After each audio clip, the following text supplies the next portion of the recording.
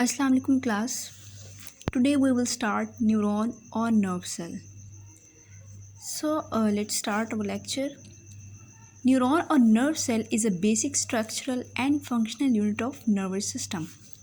हम लोगों ने कल नर्वस सिस्टम का इंट्रोडक्शन थोड़ा सा पढ़ा था कि नर्वस सिस्टम भी बाकी जो भी हमारे बॉडी में ऑर्गन सिस्टम है उसी तरह नर्वस सिस्टम भी हमारा एक ऑर्गन सिस्टम है जिसका काम क्या है, जितनी भी कम्युनिकेशन होनी है हमारी बॉडी में, चाहे बॉडी पार्ट्स और हमारे ब्रेन के बीच में, वो सारे का सारा जो काम है वो हमारे नर्वस सिस्टम ने करना है। अब जो नर्वस सिस्टम है वो जिस चीज़ से या जिस सेल से मिलके बना है उसको हम कह देते हैं न्यूरॉन या फिर हम उसको कह देते हैं नर्व सेल। तो न्यूरॉन या नर्व सेल हमारे पास क्या हो गया, बेसिक स्ट्रक्चरल भी है और फंक्शनल यूनिट भी है किसका, हमारे नर्वस सिस्टम का। All parts of the nervous system All parts of nervous system, brain, spinal cord and nerves are made up of neurons. अब हमारे नर्वस सिस्टम के क्या क्या पार्ट्स हैं, ब्रेन है, उसके नीचे आ जाती है स्पाइनल कॉर्ड और नर्व्स।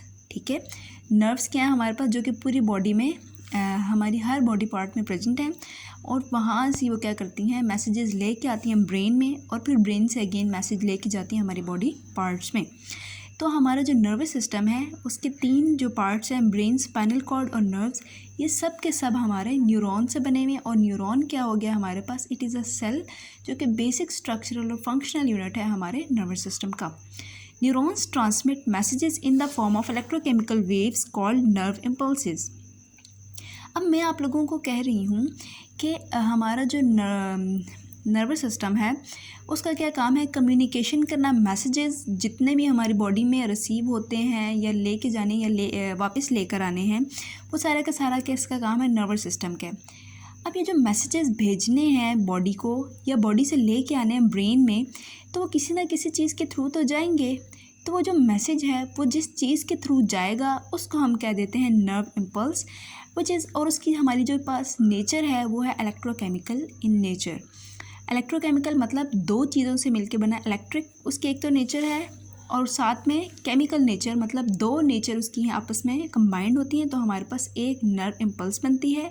और नर्व इम्पल्स हमारे पास क्या है, नर्व इम्पल्स वो मीडियम है जिसके थ्रू मैसेज कंडक्ट करेगा brain towards the body parts और बॉडी पार्ट्स से अगेन हमारे ब्रेन की तरफ जाएगा। अब हम देख लेते हैं स्ट्रक्चर कैसा है न्यूरॉन का।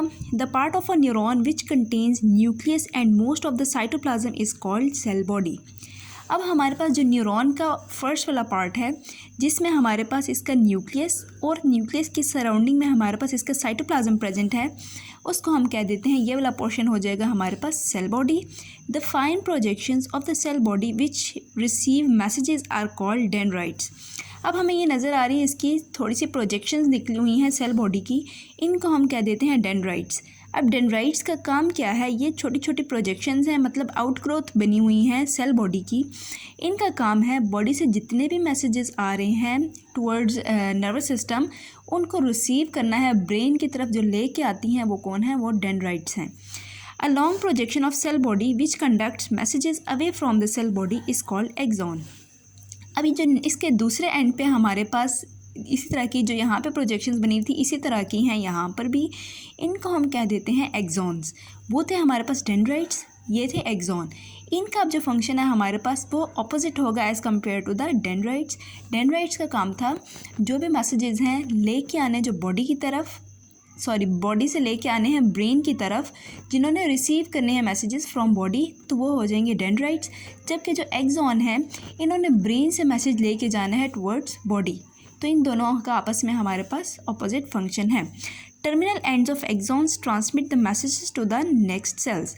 अब क्या कह रहे हैं, हमारे पास कुछ एंड्स होते हैं टर्मिनल कहते हैं जो लास्ट एंड होता है, जहाँ पे कोई चीज़ ख़त्म हो रही है उसको हम कह देते हैं टर्मिनल। अब जो एक्सॉन, ये हमारे पास पूरे का पूरा एक्सॉन है। अब कह रहे हैं जो एक्सॉन का टर्मिनल एंड है हमारे पास, मतलब जो लास्ट पार्ट है, ये हमारे पास एक तो काम कर रहा है कि बॉडी की तरफ इसने मैसेजेस लेके जाने हैं ब्रेन से, और सेकंड पार्ट इसका फंक्शन क्या है कि अगर एक सेल से, मतलब अब हमारे पास ब्रेन में एक न्यूरॉन नहीं है, मिलियंस ऑफ न्यूरॉन्स प्रेजेंट होते हैं। अब एक न्यूरॉन से जो दूसरे न्यूरॉन के साथ इन्होंने मैसेज कंडक्ट करना है, तो वो भी मतलब कह रहे हैं सेल टू सेल भी, और सेल से फिर आगे जो बॉडी में लेके जाता है पूरी बॉडी में, वो भी किसका काम है, एक्सॉन्स का ही काम है। लेकिन अगर स्पेसिफाई कर दें हम एक सेल से दूसरे सेल में, तो वो किसका काम हो जाएगा, जो टर्मिनल एंड है एक्सॉन का वो लेकर जाएगा इसको। अच्छा, हमारे पास आ जाता है नर्व। अब नर्व हमारे पास क्या है, a nerve is a cable like bundle of axons enclosed in a common sheath. अब नर्व हमारे पास क्या है, बिल्कुल केबल की तरह है। केबल कहते हैं तार को, ठीक है। जैसे हमारे पास इलेक्ट्रिसिटी की वायर्स भी होती हैं, आप लोगों ने देखी होगी घर में। अगर कभी किसी ने उसको खोल कर देखा हो तो उसके अंदर बहुत सारी छोटी छोटी वायर्स निकलती हैं। बिल्कुल इसी तरह हमारे पास नर्व भी होती है, बिल्कुल केबल लाइक।